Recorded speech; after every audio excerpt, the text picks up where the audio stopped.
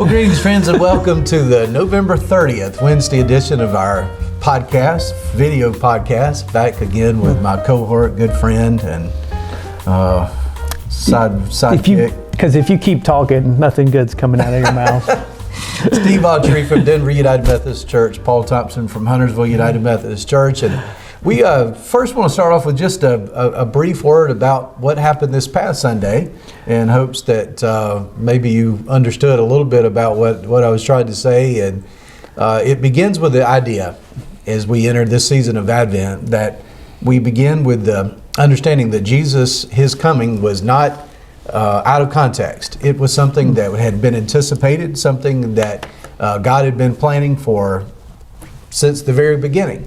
And that finally we see in this very beginning in Genesis already a hint, a first gospel, that Jesus is going to be the answer to this sense of we need to sense God's presence.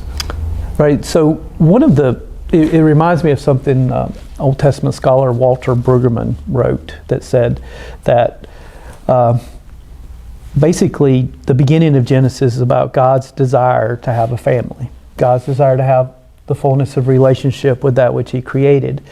And then the brokenness that happens. And then the rest of the Bible is about God doing everything possible to restore that relationship, to God's insistence to have a family.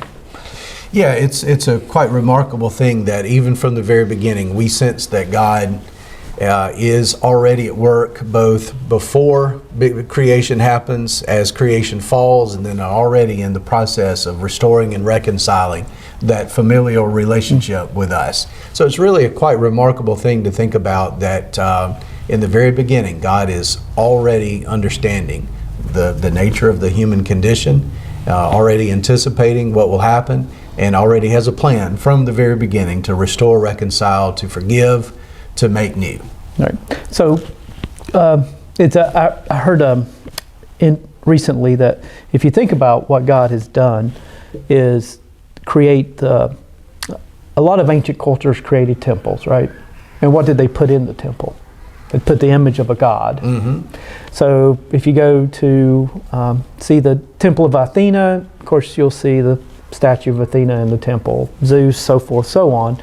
But what God has done is create this magnificent temple of creation, and in the midst of that temple there is no statue. It's the very image of God himself, which is humanity. And that, of course, that humanity gets broken. So again, back to the idea of not only God having a family, but the idea of God bringing about the restoration, which with the high point of the restoration work being who Jesus is. And something you said last week, as we kind of go back a little bit and think about, is that one of your seminary professors said that Jesus would have come even without the fall. Right. And I've really been thinking about that and how profound that is, that God wanted a relationship with humanity so much that God is willing to take on flesh.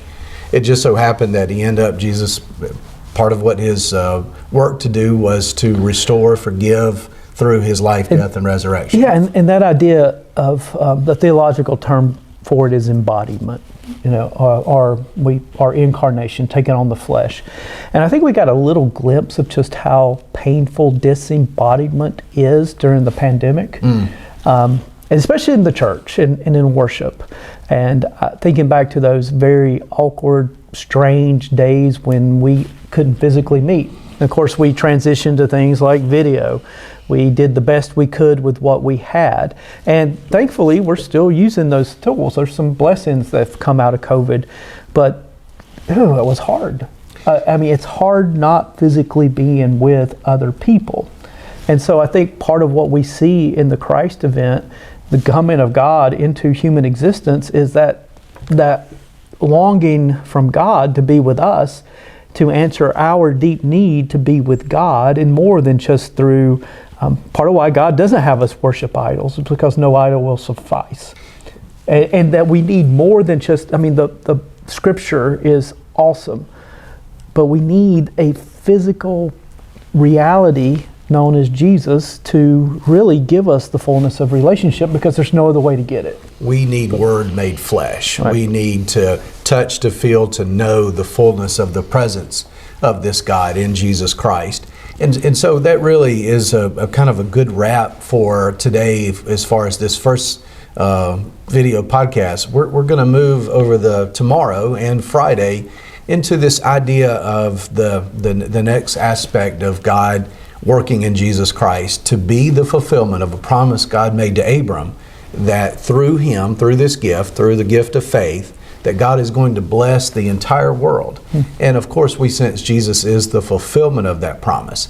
And we'll get more into that tomorrow, and we'll talk about that, this amazing Abram story. Right, and the idea that God doesn't stop creating. Right. So when we think of creation, so many times we just locate it in those first couple of chapters of Genesis. But as we read deeply into Scripture, we'll see that God creates and continues to create. And what God will do with the person of Abram is create a new reality for the world to reckon with. And that God doesn't stop creating. God's creation is not only located in the first couple of chapters. It's an ongoing thing. Well, we'll look forward to seeing you tomorrow, and thank you for your attention today as we come back tomorrow for Abram. All right, thank you.